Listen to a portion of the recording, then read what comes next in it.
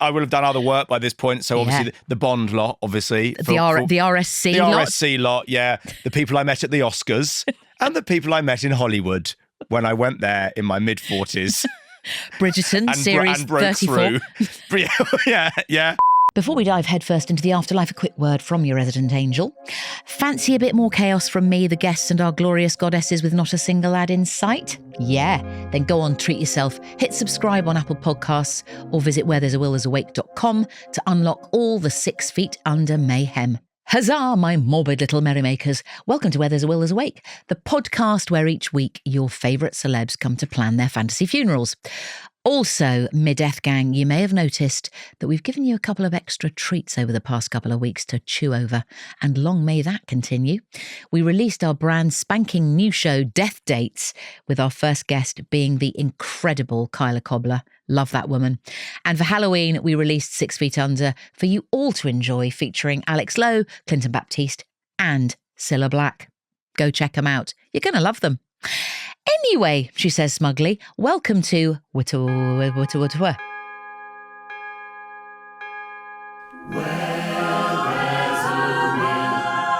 there's a wake, there's a wake.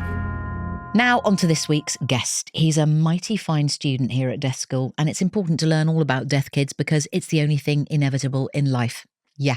Well, apart from taxes, your mate getting kicked out of Wetherspoons and the entire school applauding when you drop your lunch tray. So, bus wankers to the back and goths to the front, can everybody please open your textbooks to page 666 in honour of this week's guest? It is, of course...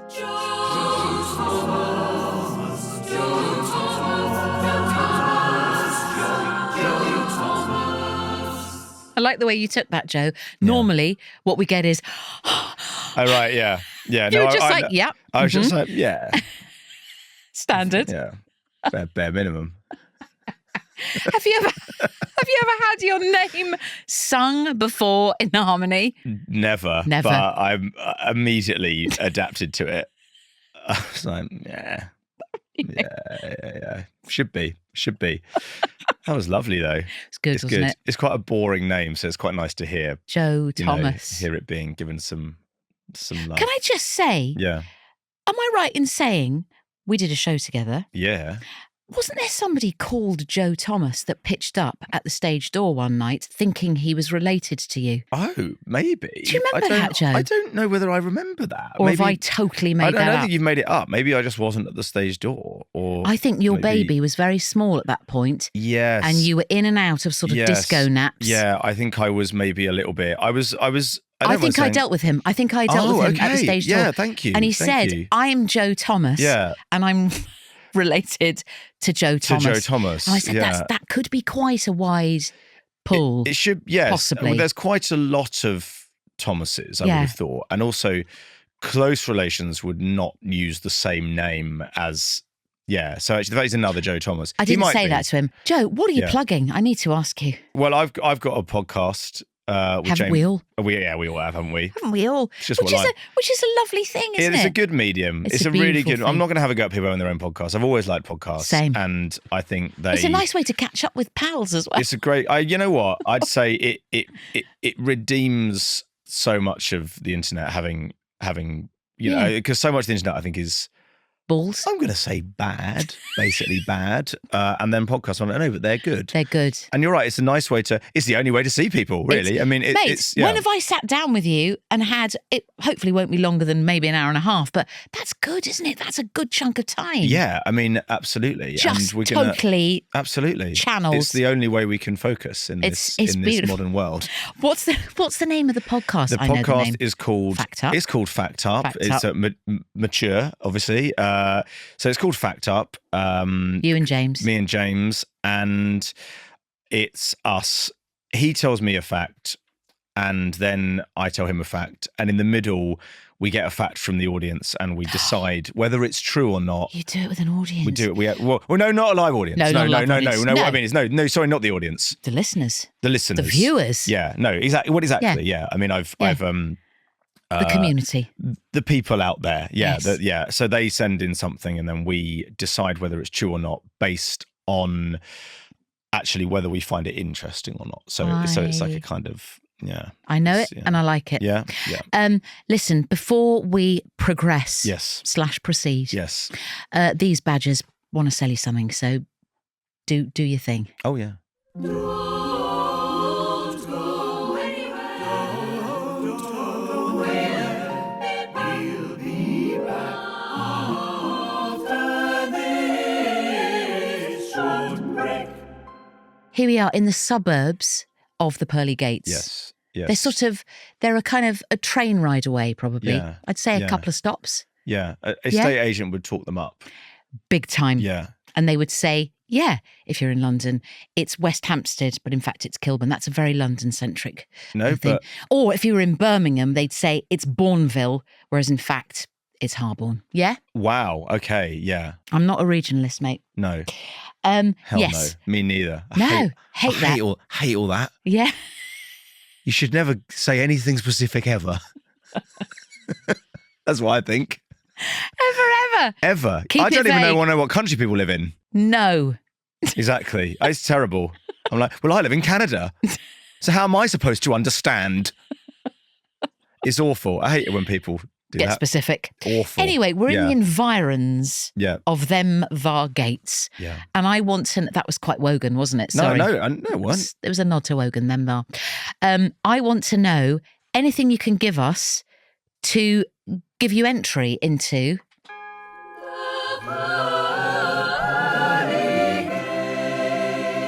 why should you be allowed in, for Pete's sake? Well, I've had to think about this. So I'm sorry you're dead, by the way. I should have said that. Well, Sorry, it's mate. okay. No, Sorry you've gone. Listen. Sorry you've gone. I think I would be good in heaven because I'm very good at cleaning. I think it's quite a clean. I feel like if it's like a flat share, Yeah. then It's a big old flat share. big flat share. Yeah. I feel like I'll do more than my fair share. I Good think on I'm my- good at, I'll wash up after the big meals we have, I imagine. Yes, Everyone around yeah. a big table, I imagine. That's sometimes amazing. this can cause problems at home when I'm still sorting the laundry like 3 hours in. Like I'm really obsessed with laundry symbols. I know I used to have on my laptop screen I had about 4 files on. This is when I was like supposedly like some sort of professional person. I had about 4 files on my laptop screen, and one of them was, "This is what laundry symbols mean." Because what's your favourite symbol? Mine's the hand. The hand wash. hand wash with symbol the is hand good. going in. I love that. I like the tumble dryer logo with the 1 dot. Yes. Which is, you meant a tumble dry low. You can ignore that. I've never seen 3. Every item of clothing thinks it's so bloody important. Yes. You get a cotton t-shirt, it's like, oh, don't wash me warmer than 30. Cotton. Bollocks. Absolute rubbish, that. Yeah, but we have to keep the temp low, though. I'm don't so we? sorry. Yeah. Oh, no. No, you mean no. of the conversation? Yes, Or- no. Oh, no. Oh, no. I of the thought you meant t-shirt. because of heaven. I thought you meant if I start like going on. I'll rein in this sort of stuff. No, it's good, Joe. If It's and me. when I'm It's in. me leading you down the alleys because I could talk about laundry. No, but for I know hours. it's better for the environment if we keep the temperature it low. is. And listen, I'm all for that. I just think it is sometimes if you buy a cotton t-shirt from a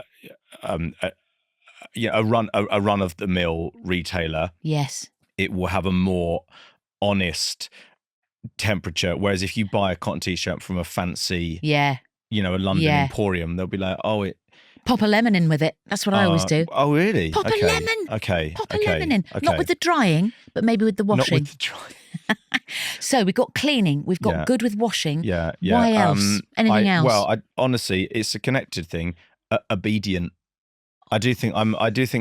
Sometimes I think one of my main virtues is obedience. And obviously Obedience. that's a problem if you're in, sometimes obedience to the system is a bad thing if the system is very bad. Yes. But I'm assuming in heaven the system's going to be good. Yes. So again, I don't know whether You're a good person, Joe Thomas. I think I'm a good person. Yeah. And I think I'd follow the rules, and I suppose that is I'm not saying that heaven is rule based as a kind of identity of the I think place. it is. I think it probably is. But that's one thing I could offer, I think. Yeah. Like I'm not a troublemaker. And actually, would you quite like I'd love it. that? You quite like the boundaries of the rules. All I want from my life is somebody to tell me what the rules are, Yeah. and I'll follow them. That's all I want. And And they trick you at the beginning, because at the beginning of life, it is a school, isn't it? it is. And they yeah. sort of heavily imply, Yeah. at least I felt they did, it'll Yeah. always be like this. Yeah. Life's going to be a big school. I And then love you leave school. school and I you're like, where's love- the school I gone? know, I Where's love the school. school? And it's not coming back. Yeah. And then you see that some of the people who are in charge don't really seem to have been the sort of boys who would have done well at school. Talking of school coming Yeah. back, Joe. Yes. Am I right? Am I right? Oh, interesting. Right. IBs. All right. Am I right? Well, okay. Are we allowed so to? Can we? What I can say Oh! is that it is IBs. Note how I said that. It is, IBs. yeah.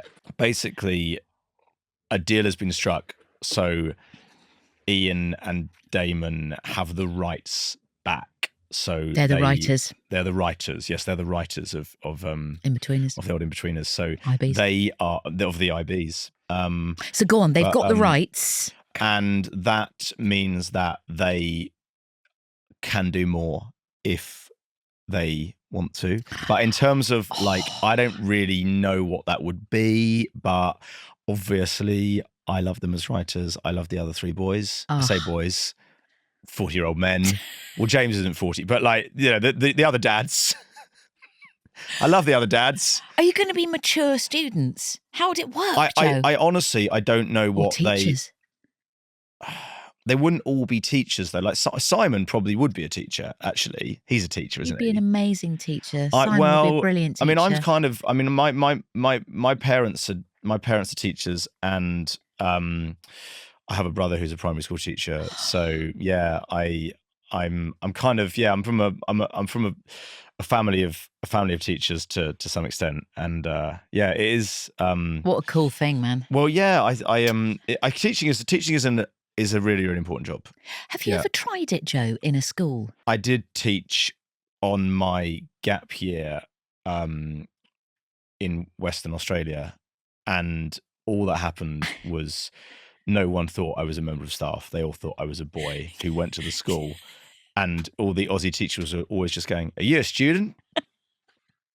You'd be everyone's favourite, though, Joe. right. Mr. Thomas. Mr. Thomas. You better blooming believe it. I'm yeah. excited about the IB's news, though. Well, okay, yes. I mean, and that's yeah. all you're allowed to say. That's and kind of all I can say. That's good. That's, you know, I'm yeah. going to be positive and optimistic about that. Now, we need a bit of detail, Joe Thomas. okay. We need to drill down into some deets, DDD, as I like to call it. Yeah. I want to talk about food.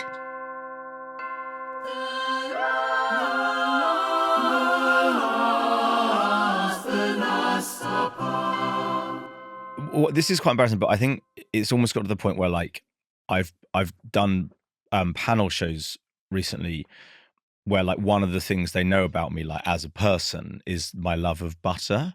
Like, this is like, that's almost like other people, they knew what like professional work they'd done recently, whereas me, they were like, "You love butter, don't you?"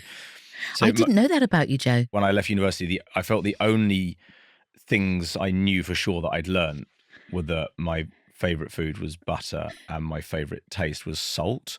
And I think that's sort of what It stayed with you. that stayed with me. So there's always a quibble when I go to my mum and dad's house because they get unsalted butter, Oof. which I find completely pointless. It's And weird. It's so- just grease, isn't it? yeah, it's genuinely pointless. Like Yeah. it is like you might as well have Vaseline. Like I don't understand the point of it. So Yes. and what I do is I salt it Yeah. Okay. there Good. myself. Yeah. But I'm aware it's now getting to the point where when I actually get salted butter, Yeah. pre-salted, it's not salty enough because I'm now adding salt to like. Oh, Joe. So yeah, I know. You're going I know double it's- salties. I know it's bad. Yeah. Watch out for your blood pressure. I know. I have You're to okay kind of. because you're a young'un. But I do love butter, and I suppose the other thing that I guess I was thinking about my last meal. I genuinely think that, and this is a food, I don't know, but the first cup of coffee in the morning, Oh, maybe that's kind of what I want. My daughter, who's 3 now, who's right? 3, yeah, Wowzers. I very Wowzers. early on let her help me grind the beans for my coffee because I grind my own beans. Like I'm not as far as I'm concerned, if you're having instant coffee, I genuinely I don't even know where to begin with you if you're drinking it. I mean, instant coffee is honestly. Can I confess something? Oh no, you like instant coffee? I do. You like it? And I also like, there's this thing. I don't think it's even anything like coffee. I know. This, for some reason, it just takes me back to the 70s or something. If it's a kind of, I don't mind it's if it's even, a kind no, of it's like. not even good stuff, Joe. It's not even good stuff. It's like sawdust moppings up off the floor. Oh my God. I like it. It's comforting. I'm sorry. When I did Fresh Meat, the coffee, great show, Fresh Meat, shit coffee. We had a drawer just full of loose coffee granules. Like it wasn't like, it was just like, take a bit of that out. Who knew how old they were? Different colours. I quite like that probably. But Joe. when some of them, the older ones begin to lose colour a bit, or they go a bit orange. Yeah, or some of them get wet, then they dry out again. It makes me think of like sort of like really lame kind of like community hall kind of like dust. Yeah, it's just dust. God. It's that big thing you get behind the old bar beside the sink. Big dust. Yeah. So it's good coffee. It's the good first cup of coffee. It's beans, but I need it so much when I get up, and my 3-year-old daughter really doesn't like it if I try and make it without her. Oh, that's so sweet. So she has to. That's good fathering. Good fathering, lovely fathering. But like it takes absolutely ages. And this morning we were trying to get her in the bath, and I knew that she already didn't want to. We let her not have a bath last night, and she didn't want to do it this morning. Yeah, and she was already weeping and kind of rending her garments and I thought, if she hears me grinding the beans without her, she's going to go fucking mental. Tanto. And so I went without. I didn't have my coffee this morning because I didn't want her to hear me. Good fathering, Joe. Making it. And again, I'm just saying, I know we're not in section 1 anymore, but, surely God would like that, wouldn't he? It's not thinking about me. It's thinking about, I'm putting my daughter before and it is an addiction. I mean, let's be clear. It's a socially acceptable addiction. It's a complete addiction. Of course it is. It's like you get twitchy and like, I tried to come off coffee once. That's interesting, isn't it? When we were doing the first Inbetweeners film, I tried to come off coffee, and by about 1:00 p.m, I was just crying. I was just in tears. I was literally just in tears. I can imagine, Joe. It was horrendous. I mean, I am not trying. It is not an addiction that I'm going to try and deal with ever. No, I'm just saying that. I'm just going to keep it going. It's fine. Totally, it's fine. Well, you're dead anyway, so it's totally fine. Exactly. And I can presumably have coffee now that I won't get addicted to in heaven if I get in. And I know we're off beyond that section now, but I'm seem to be weirdly obsessed with the idea of whether I'm going to get in. It's everything to you. Yeah, it is. Yeah, it is. I gave up caffeine, Joe. Yeah. And I swear down, I felt as if I had a plank of wood that had been inserted into my lower spine and was going through my skull. I could only walk like that. Yeah. It was absolutely horrific for 4 days. It's horrible. It's awful.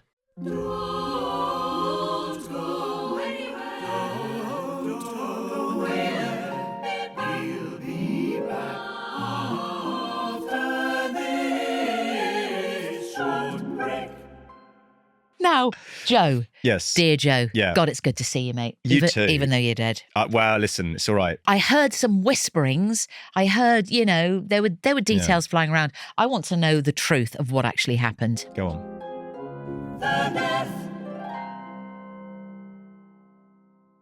I was thinking about how I die, and I think at the moment, what I'm doing at the moment is that I'm working my way through the book of it's the Guardian book of cryptic crosswords. Oh, man. Got it for Christmas. I'm incredibly slow. That'll keep dementia away, though. Will it? Definitely. Okay. Well, I don't know, but I know when I'm doing it at a rate that's going to work. But like, I got it last Christmas. Yes. I think I'm on like number 9. That's a cracking gift, by the way. It's a good gift, yeah. But like when hang on, number 9, got it for Christmas. So yeah, so there's about 111 in there. So you're working probably at one crossword every 5 weeks. Yeah. So I've reduced the policy recently, but I'm a very uncompromising person. So my policy at first was like no fucking surrender. Yeah. Don't look something up. I'm not moving on.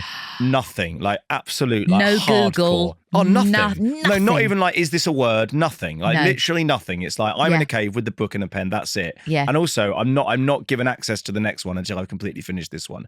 I've relaxed it a little bit recently, but because there were times where I honestly thought I will die before I finish this book. So I Which think you kind of did, Joe. Yeah, what I Sorry. did. So I think my death will be crossword related, but I think what it'll be is I'll die of anger because I have done this a couple of, and I've been led astray by my brothers have been helping me with it, and sometimes they look up stuff before I'm ready, and I have to say one time I was on a set and I was trying to get everyone involved in doing my crossword. Yeah. And I asked, I think maybe the Martin Shaw. I asked maybe Trevor Eve. I asked maybe the third AD or maybe a runner or a third AD to if they could help me with a clue. Okay. And all they did, because actors are treated like Children. Children. All they did was they went away and they just Googled it and came out. They were like, "There it is," and I was like, "Not that." But I can do that. I didn't mean. Anyway. But Joe, we're not talking quick crosswords. Anyway, no, it's not quick. No, it's cryptic. These are cryptic. Yeah. So there's a whole code. Mike Wozniak's really good at them.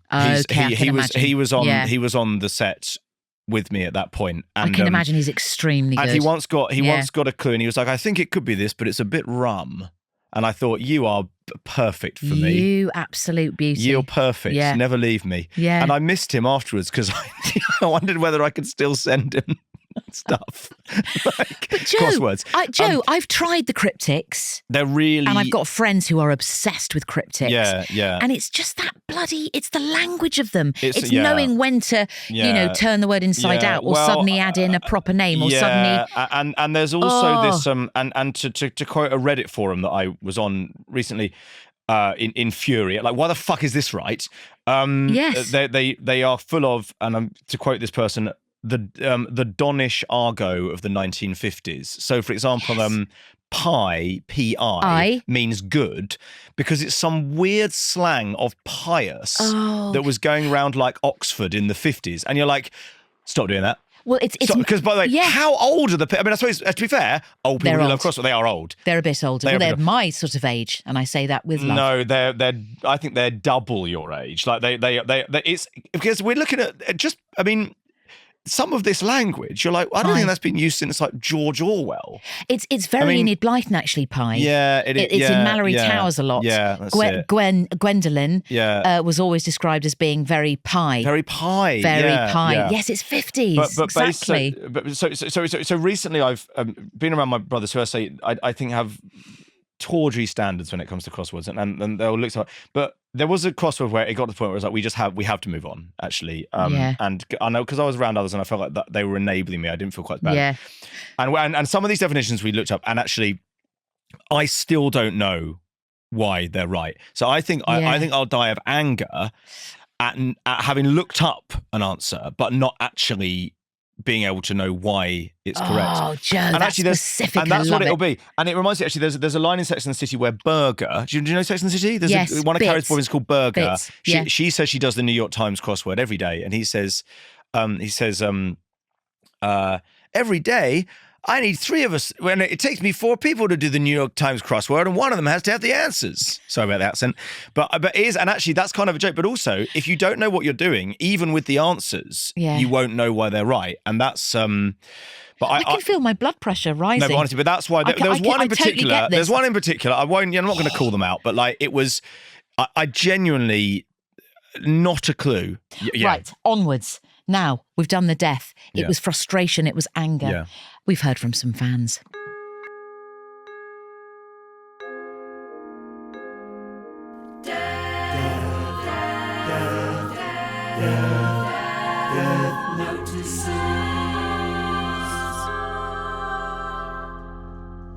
This is an email from Bella in Harrogate. Lovely. Hello, long-time listener and first-time writing in. Great. So, I was at a funeral last week. Very solemn. Sad. Very respectful. Yes, sorry to hear that. The hymn starts and I'm stood next to this lovely older woman who at first glance seemed perfectly normal. Then, out of nowhere...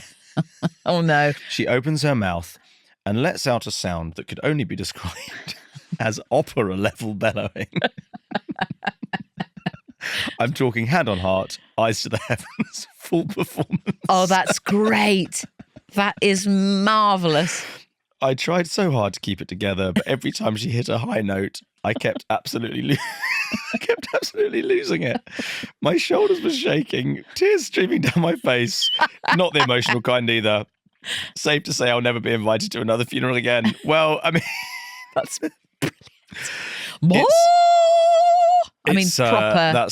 That's wonderful. Oh, it's so good. I never know what to do about singing in church because, like, you want to kind of show willing. Yeah.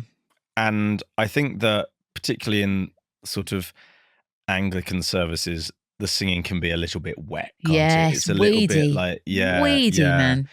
So I understand she's gone too far. This Maybe lady. she was an opera singer. She might have been an opera singer. She could have been. Maybe Are it was opera Kira singers Tikani. able to sing in other ways? That's what I yeah. mean. Like, is it like trying to drive a Formula One car to the shops to get some bread? If you know what I mean. Like, Yes. will it just not work if they try and it has to be? I've got a pal who did opera singer training, and she's a great singer. But whenever she sings and whatever she sings, there is a. I'm going to say the word tremolo. Yeah. Yes. The kind of, yes. Yeah. That's right. There is yeah. that. So I would say quite hard not to. Yes. Okay. Because that's the way she's trained. That's the way her vocal folds are working. Listeners, hello.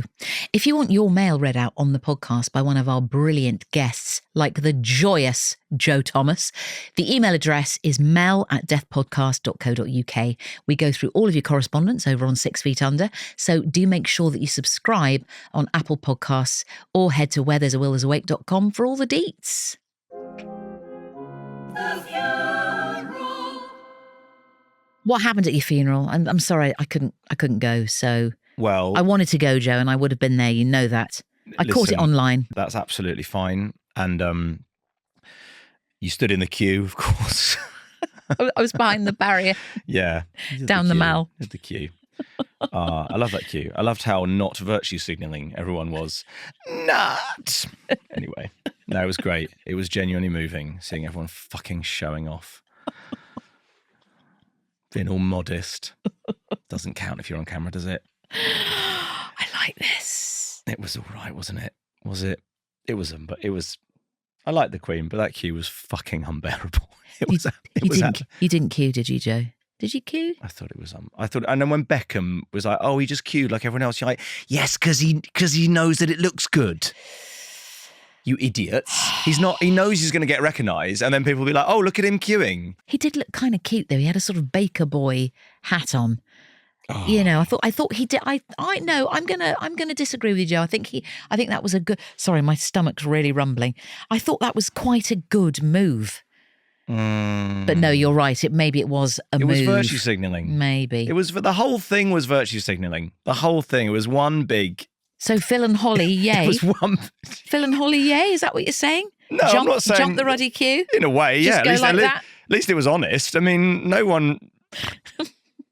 It was just one big fucking jerk off.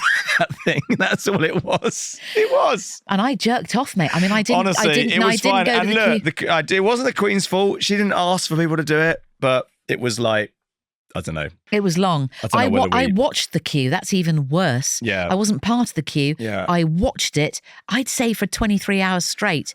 That's weird. I found it really comforting. It's not as though the royal family's got better since then, but like, it was like the end. So I suppose in that sense, it was. Yeah. It was the end of. It was the end of something, wasn't it? It was the end of something. The end of the Elizabethan era. Yes, it was. Too. It was. But your funeral, My Joe, funeral, yeah. Well, I suppose what Westminster Abbey, full gun salute. I have actually. I mean, I'd like crying just because I like salt. So I was thinking it'd be quite nice if we collected the salt, and then maybe I could sell the salt, or not me, but like we could say these are your descendants, because like artisanal salt. Yeah, and you could it's say big at the so moment. you could put it onto your boiled egg or something. You say this is salt from the funeral of Joe Thomas. Is that quite a good idea? I think we're onto this. Maybe there's we're something onto there, something. isn't it? I don't know how you sort of. You'd have to collect it. I don't know how you do that. You'd have to give everyone a little egg cup as they go in They all collect it, and then you put it into a big bowl at the end, and then get Yeah. it straight off to your saltery. Yeah, that's right. Yeah. You salt pan it. Yeah, Yeah. that'd be right. There wouldn't be much of it, probably. But that's why There'd be a lot of tears. No, but we're charging so much that that it will still make time. Well, you will. You can. I mean, I don't know why you're involved. Can I take? You're involved. You can have CEO of the camp. You can be COO. COO. I don't know. Apparently that's Cool. Yeah, it's underrated. Apparently COO. I don't know. We don't. What is it? Chief Operating Officer. I'll be the operating officer. Yeah. You be the operating officer. I love that. Yeah. Now, a bit more detail, please. Buried or cremated. It's going to be a cremation, I think. Yeah. I just feel like, to me, that seems Easier for those left behind? I think Kinda? probably. Kinda? And it just seems like, but look, each to their own. Yes. Horses for courses. Horses for courses. But to me, yeah, go on. Burial sites are quite hard to come by now because obviously we're using them up, and you have to go double decker, if not triple or quadruple decking now. I know because I've had to look into this quite a lot. Oh bloody hell! So I think cremation is a good way to go. Yeah, personally. I mean, listen, I like a graveyard. Obviously, again, a bit location specific, but I like Bun Hill Fields. That's good. The old graveyards are great. I mean, obviously, but no one's actually been buried there for like 150 years or something. Yeah, other graveyards in the country are also great. They are. We're not. There's some lovely ones in Skegness, also in Glasgow, and also in the Isle of Wight. Yes. Across all the regions. Yeah, all great and across the world. But Bun Hill Row is particularly good, and it's in central London. Yes, easy to get to. It's just a little bit. It's for us metropolitans, it's easy to get to. Yeah, exactly. No, I like a London graveyard though. Yeah, I mean they're great, and obviously love looking at the names and all that. Yeah, and all the Nathaniels and all that, Ebenezer's. But so yeah, I mean, and I was thinking that in the coffin with me, maybe the cryptic crossword book, just as a kind of little nod to like nice. I'm no more likely to finish it dead than alive, so might as well just pop it in there. Although, Joe, you've said specifically that in heaven you will be doing cryptic crosswords. Well, that's true actually, but I suppose I'm having it with, maybe it's with, and also I was saying, so if I was buried, that'd be in there, and in your hand. It'd be in my hand, then I'd flick it open when I get there. Your stiffened hand, it would just exactly. Yeah. Clutching. In terms of, this will be weird to bring it up, but I was asked this on the briefing notes because it did say, what would you wear in there? And I did think it'd be interesting to be totally naked in there, apart from, in a literal homage to a famous scene from The Inbetweeners, a sock just over the cock and ball. Thank you. That's what I hope it's appropriate to drop that in. As I say, I was directly asked, and that's what I chose. That's what I think that'd be a bit of a laugh. Do you know what I mean? In the new IBs, if that were to happen, and we're not saying it will, but if it were to happen, will it be fruity, cock and bally? I believe that Ian and Damon only wrote The Inbetweeners because they wanted to see bits of my body. And I think they had a picture of my naked body and they were in their office going, seen that, haven't seen that. We'd like to see his testicle. Right. Something where he has to get his testicle out. So then they ring me up. What bit of your body have we not seen then on Inbetweeners? Because that could be a clue for future episodes if indeed they do happen. So, watch out for an episode where we see up Simon's arsehole. I suppose. Is that right? But anyway, so... Take it internal. Take it, yeah, absolutely. Why not? I mean, they've run out, honestly, they've run out of it. They've run out of it. There's nothing left. There's anything skin covered they've seen, I would say. Well, no, one testicle. I literally think one testicle and some of the penis. I mean, I guess they've probably seen bits of it. The scene with the sock, it was like, well, that's just coming off. I mean, that's just falling off. So, so that's probably that's what I thought would be a bit of a laugh if I was in there in that. Yeah, nice. Just nice. give them a giggle. Don't go anywhere. We'll be back after this short break. Now, important. Little bit. This is quite a tricky one. I always think. I want to talk about the booty, the goods. Okay. The kind of the bling. The will and the wake. What are you handing down and who's it going to? Well, I was thinking about this. I do have on my phone and various past phones and in various sort of notebooks an ongoing document called the cheat sheet, which is things that I've learned about life that you should this, just. Joe. I love it's this. Totally general. It's not categorized in any way. It's just like, and sometimes I just look at it. I did honestly. I looked at it on preparation of coming to this.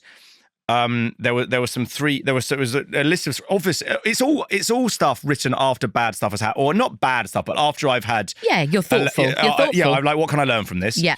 There was one about when you're going in for the first day of like shooting or filming or recording on something, and obviously I'd written it down in the wake, if you will, of that, where I'd written down. In future, always be positive, turn up on time. What is your character's name? All right, that's on the cheat sheet. It's quite specific. One is because there was one where it was going around the circle and they were all going like, hi, I'm Sally and I play, and I knew it was coming to me and I was like, what are they fucking called? What are they fucking called? No, so what did you do? I said, I'm Joe do? and I can't remember what he's called. I know who he is. It's not like he would know and I don't need to know. I know it when I see it. I'll say the fucking lines. Do you remember the name now in hindsight? No. Mate, when was this? It was a few years ago.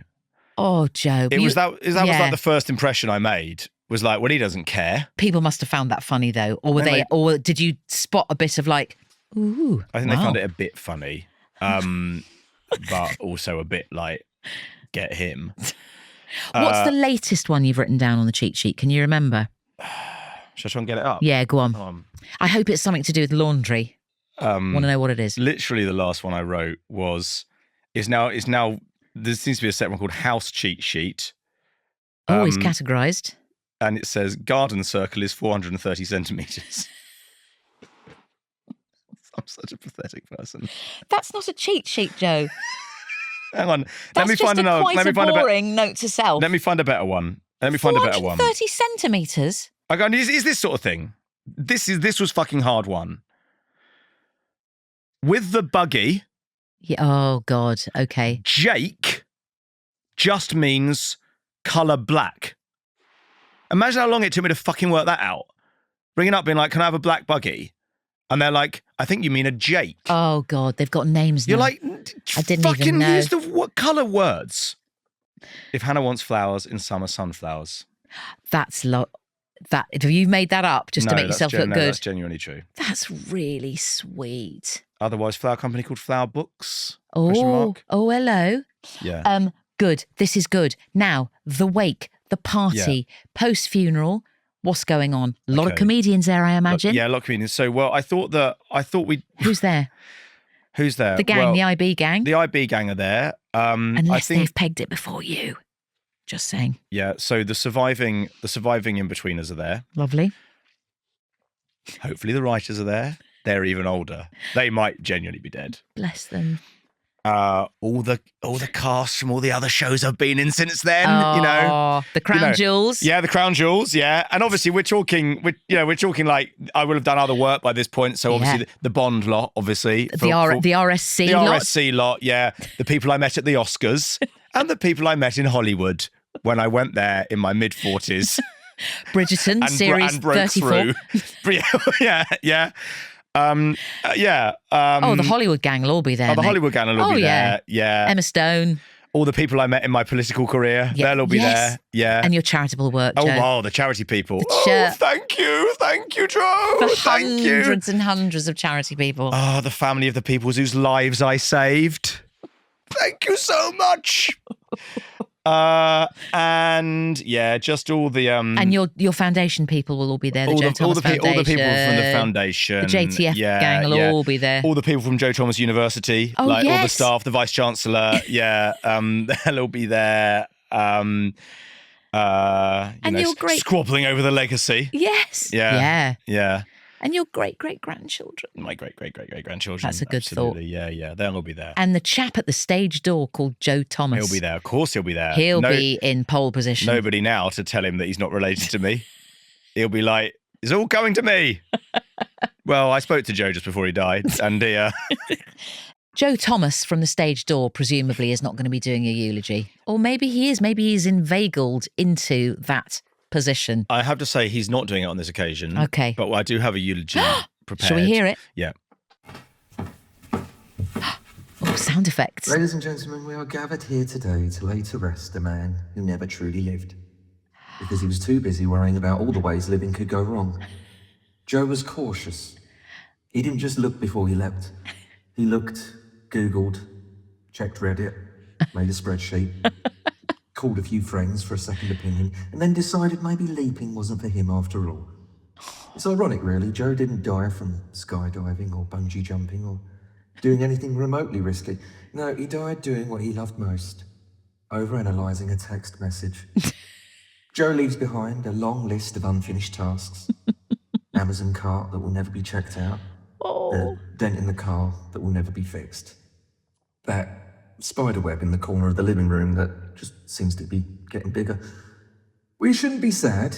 In fact, Joe's in a better place now. A place with no decisions, no anxiety. Rest easy, Joe. For the first time in your life. Don't overthink it. Can I just say, before we discuss, that was a really beautifully put together eulogy by James Buckley. It really was, wasn't it? Yeah. Because there was echo. It was like, James, that was amazing. It was like you were in some sort of church/crypt. The footsteps was a super touch. And there's real thought in there. It was fantastic. There's humour and there's also some poignancy. Yeah. Buckley, you've ruddy nailed it. Yeah, he has. Hasn't he? Thank you. He was brilliant. I mean, thank you, James. And also, I mean, I genuinely think I'd be happy if that really was my eulogy. That was absolutely... In a way, what I do think is good about dying is you don't worry about stuff anymore. I mean, do you know what I mean? Oh, God, totally. And also, a forever sleep. Sleep is my favourite, best hobby. I love sleep so much. Don't we all? Almighty. Don't we? God almighty, it's good. It's the best sleep for my money, and I remember you doing this, Joe, is between shows. Yes. We've done a show together, loves. Yeah. We've done a show together. West End. It's that between show when you've got a 2-show day. Yeah. And Joe is very, very good at this. Yeah. Just hitting the deck and doing a little daytime sleep kit. is a level of oblivion that you just don't get at other times. You're like, it's stunning, man. I've fallen asleep on set. I mean, not when I was supposed to be doing it, but I remember falling asleep just in it was someone's house. We were filming in a house, just in a brightly lit kitchen, just on like an upright kitchen chair. Of course you did. And I had an unbelievable sleep. It was just incredible. How many minutes? It was probably about 45 minutes or something. Oh, God, it was long. just incredible. Yeah, and people were just moving around me. It was great. They're almost better, those sleeps, aren't they, where there's stuff going on? It's when you're coming down from a stressful experience. I also always fall asleep as soon as I get onto an aeroplane because I find aeroplanes so... Oh, by the way, I would say just on Heaven and Hell is an airport. If I'm like, I've been in this airport for a while, it will be that I've gone to hell. Don't you find, though, in an airport, once you've gone through the buzzy security, done your stuff, that there's just a sense of, I don't have any responsibility anymore. No, I'm still so worried. I'm just worried about, it's when they're trying to get everyone on the plane. I'm like, oh God, it's going to take so long. And like, there's always that sense of like people kind of wanting to push to the front, but not really wanting to, that sense of like a crush. Yeah. You're trying to get loads of people into a tube, basically. Yeah. And I Hell's an airport. See, I love it. I love it when the plane is finally taking off. Do you? I love that. That for me that's when we go hellwards for me. Oh, really? It's not about me, so let's not discuss. No, but yeah. But I love the I love the shops and the pret and the, shall I have a coffee? And I love all that. Shall I buy a key ring? I love all that. Love all that stuff. I always buy a charger, of course. Not a charger, an adapter. Same. Got quite a few of those. Yes. I'll pop some of those in the coffin as well, actually. Just get rid of a few. Loads of melty adapters. Yeah. Joe. Now, yes. I think you did touch on this. No, actually, you haven't touched on this. Yeah. We heard amazing words from James Buckley. What about your words? Famous last words. I am quite a fan of like little maxims and stuff. You could name a child Little Maxim, couldn't you? Little Maxim. A little son. I used to have this little mantra, internal sort of mantra thing, which was do nothing while anxious, which was a little thing I had. But that just led to me never doing anything. So sorry, it's quite weird. But I was thinking about when I was at university, I have a friend called Johnny, and he said that I was always in a real rush and really stressed, and I was always saying everything takes so long. And so I think that will be my last word. Good. Everything takes so long. Everything takes so long. Because it's kind of true. Like you don't like. I feel like takes so long. You don't get much done in the end, do you? No. You have a day where you have a list of 5 tasks, and by the end of the day, you might have done one of them. Yeah. And the other life 4... is an unfinished crossword. You know what? I think that's kind of what I'm saying all the way through, really. Isn't it? I'm searching for patterns, but and they just evade me. Life is an unfinished crossword, but you don't go out with a crossword. Oh. You go out with a lovely set of words, yes, which will leave your people behind in a feeling quite mellow. Yeah. I love that, that's Joe. What I'd say. That's full circle, matey. Yeah, I think it is full circle, isn't it? Full circle. Yeah. Talking of which, this is possibly the worst link I've ever made, ever. We're going to come to a full circle. This is bad. No, that's good. Joe, this is bad. No, good. thanks for going with me. Thanks for going with me. I'm staying with it. I think I'm interested to know where it's going. Flounce off, mate, please. No, just push the microphone over and the plinth and everything. I give you leeway to do that. We're going to go now to a circle. Nai's going to come in. She's saving the day. Spin, spin, spin, spin for your sins. So carrying on the theme of circles. Thank you very much. Thank you very much. Now here we go. I'm going to ask you to spin for your sins, Joe. Okay. Reach the right arm out again, not in a sinister way. Yeah, no. Keep it low. No, and fine. spin for your sins. Here we go. He's spinning. Oh, hang on. I'm preventing that. Spinnies. Right. Come on. Goodbye. I'm going to say goodbye before the spin has finished. Thank you so much, Joe. Goodbye. And we'll see you through in the other bit. You're listening to Where There's a Will There's a Wake with Mel Gedroich. The senior producer's Charlie Morrell and the producer is Naya Dio, otherwise known as the Goddesses. The engineer is Matthias Torres. The assistant producer's Rani Prescott. The production coordinator's Eric Ryan. And the executive producer is Ollie Wilson. Music by the Rathbones. And a special thanks to Chris Skinner.